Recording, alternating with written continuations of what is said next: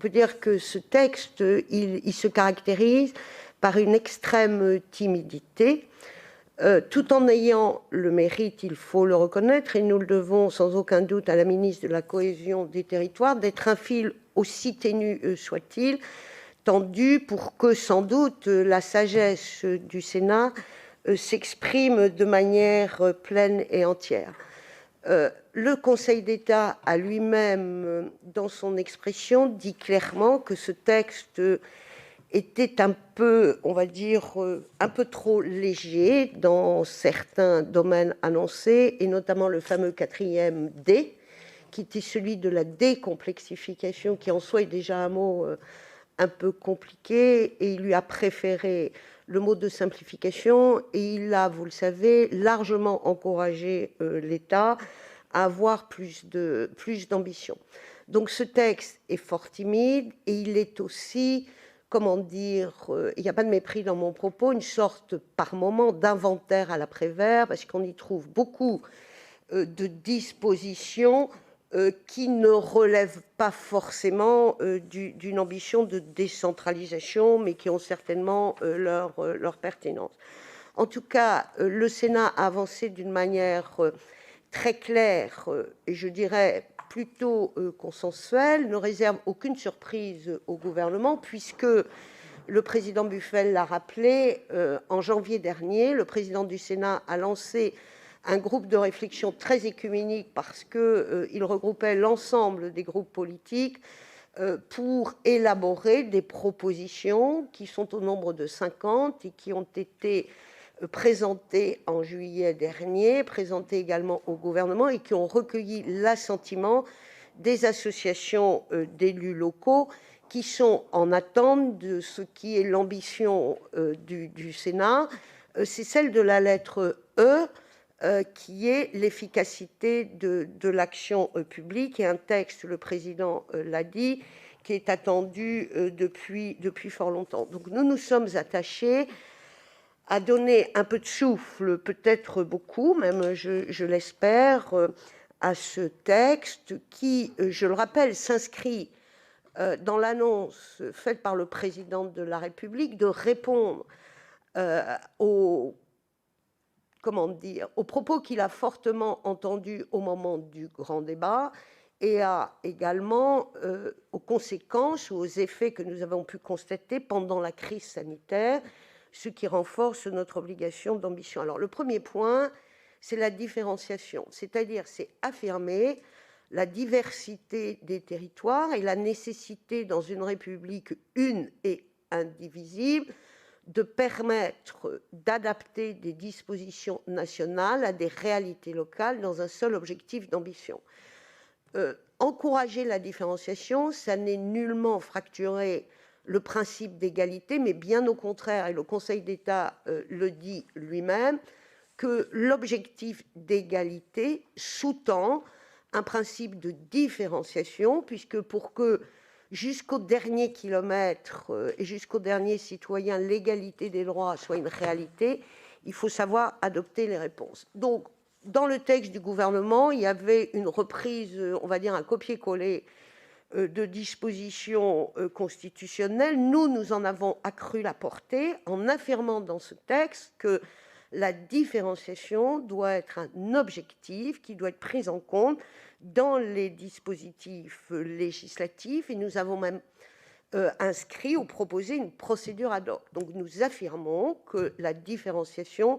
doit être non seulement prise en compte dans tous les textes législatifs, mais que c'est un objectif, encore une fois, pour garantir l'égalité des droits. Le deuxième point, c'est le pouvoir réglementaire local. Donc on connaît cette impression de vivre parfois en Absurdistan quand on a des règlements nationaux extrêmement stricts, extrêmement uniformisants, qui font que parfois, pour certains sujets et dans certains territoires, l'action publique est juste irréalisable. Donc nous souhaitons pouvoir donner aux collectivités locales un pouvoir réglementaire qui est encadré, c'est-à-dire ça n'est pas une liberté qui est donnée à tous les territoires d'organiser leurs propres dispositions législatives territoriales, si je puis dire, mais dans le cadre d'un encadrement et d'une autorisation donnée par le législateur, on va permettre que des territoires puissent adapter des dispositions. Ça peut être vrai en matière de logement, ça peut être vrai en matière d'aides qui sont données à certaines structures. Le troisième article, qui est un article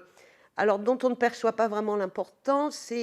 concerne cet objet qui a été créé par la loi MAPTAM, qui est la CTAP, la Conférence territoriale de l'action publique, sur lequel les élus ont beaucoup de choses à dire. Parce que je rappelle que dans la consultation que le Sénat a organisée, qui a réuni 3200 avis, la CTAP a été évoquée. C'est un espace de dialogue entre l'ensemble des collectivités d'un territoire régional. Ça nous semble extrêmement important que ces collectivités territoriales aient un espace de rencontres et d'échanges, parce qu'elles sont amenées à travailler ensemble, mais que nous ne souhaitons pas que ces CTAP se voient confier des missions particulières qui viendraient entraver la libre administration d'autres collectivités. C'est pourquoi nous avons rejeté l'article tel qu'il est proposé par le gouvernement, mais que par contre, nous avons bien retenu cette idée proposée par le département de capacité de collectivité à déléguer une partie de leurs compétences à une autre collectivité. Je prends l'exemple de l'économie, qui est de la compétence de la région. On peut imaginer que là où c'est utile, la région permette, dans un cadre très strict à un département, d'intervenir dans le champ de l'économie de proximité. Et nous attendons le gouvernement sur ce sujet, parce qu'il ne peut pas y avoir de décentralisation et d'agilité si on refuse cette possibilité de souplesse pour sortir d'un carcan qui, trop souvent, a rendu les choses difficiles et créé de la tension entre les élus. C'est pourquoi, dans le même esprit, nous allons permettre ce que nous avions déjà voté ici au Sénat, c'est le transfert à la carte de compétences au sein des EPCI. Les compétences obligatoires ont leur utilité, mais sans doute que certaines, mal appréciées d'une manière nationale, méritent d'être affinées dans leur répartition au niveau territorial. Et je donne un exemple dont on parle souvent, il commence à devenir rayonnant, c'est le fameux nid de poule dans la voirie. Ensuite, sur la décentralisation, alors là, l'excès de timidité est assez remarquable, puisque vous savez que la loi a confié à des collectivités des compétences. Je prends l'exemple